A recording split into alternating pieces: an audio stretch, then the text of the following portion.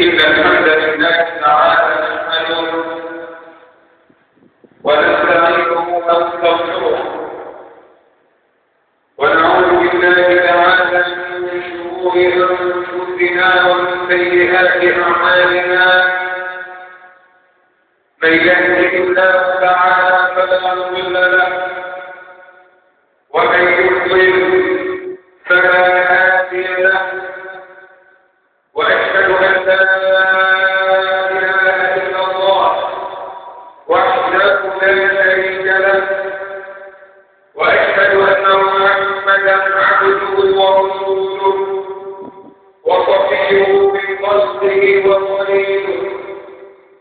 بلغ الرسالة وأدى الأمانة ونصح للأمة، فكشف الله به عن هذه الأمة الغمة، وجاهد في سبيل الله حق الجهاد حتى أتاه اليقين. فاللهم اجعله على خير ما جادلت نبيا عن أمته ورسولا عن دعوته ورسالته، وصل اللهم وسلم عليه تسليما كثيرا. يا أيها الذين آمنوا اتقوا الله حق تقاته ولا تموتن إلا وأنتم مسلمون. يا أيها الناس اتقوا ربكم الذي خلقكم من نفس واحدة وخلق منها زوجها وبث منهما رجالا كثيرا ونساء،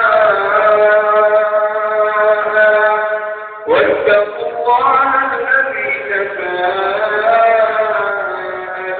به والأرحام إن الله كان عليكم رقيبا. يا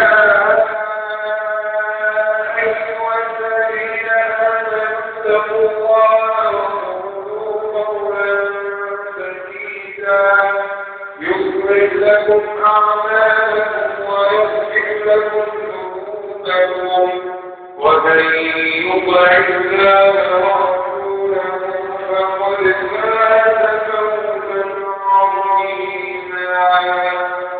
أما بعد، فإن أصدق الحديث كتاب الله، وخير الهدي هدي محمد صلى الله عليه وسلم، وشر الأمور محدثاتها، وكل محدثة بدعة، وكل بدعة ضلالة.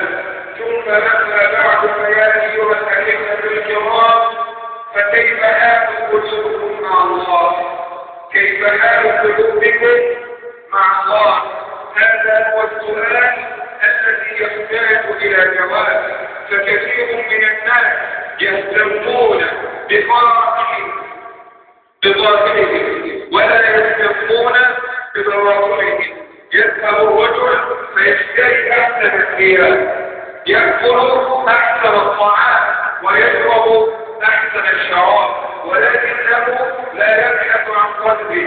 كيف حال هذا القلب؟ فهو قلب تابع لربه، خاشع رقيق، أم أنه قلب قاسي لاهي غافل عن ذكر الله؟ إذا ضرب العبد أو شعر به مرض في بدنه، إذا به يذهب ويبعد الرقيق. أما إذا كان القلب غير متعلق بالله فإنه لا يبحث له عن عباده، وهذا خطأ شديد يحتاج إلى عباده. نعم رب الكعبة. لماذا؟ لأن الله عز وجل لا ينظر إلى صورنا ولا إلى أجسامنا، ولكن ينظر إلى أعمالنا وإلى قلوبنا، كما قال صلى الله عليه وسلم: وإن المولى مهما بلغ ماله ومهما بلغ سلطانه ومهما بلغ جهله فإنه قد يأتي يوم القيامة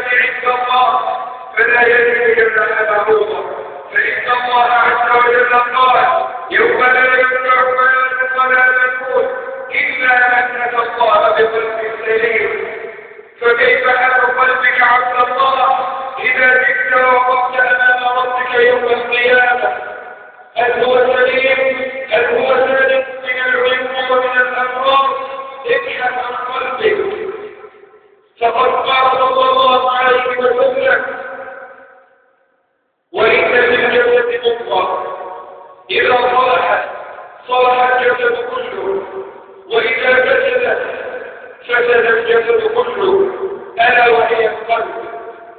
فإننا نرى في هذه الأيام كثير من الناس يصلون يصومون يحجون ويعتذرون، وبعد انتهائهم من هذه العبادات إذا بهم يعيشون في الأرض الفساد، وكأن العبادة ما أثرت في قلوبهم.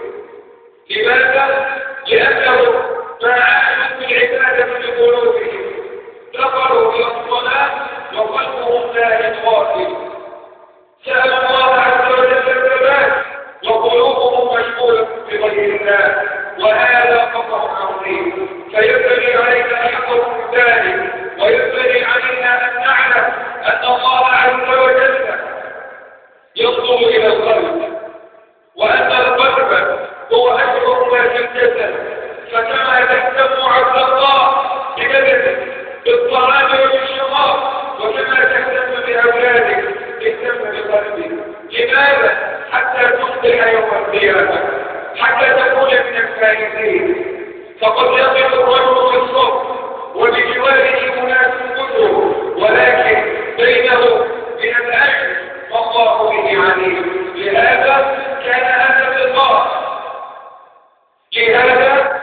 هذا اللقاء لنقف مع الله ونحاول الوصول إلى الجواب بإذن الله عز وجل، والقضاء أمامنا عندنا دائما قول ربنا عز وجل: وإن يمسسك الله بضر فلا كاشف له إلا هو. فقل دائما عبد الله: اللهم مقلب القلوب ثبت قلبي على دينك. كما كان أكثر دعاء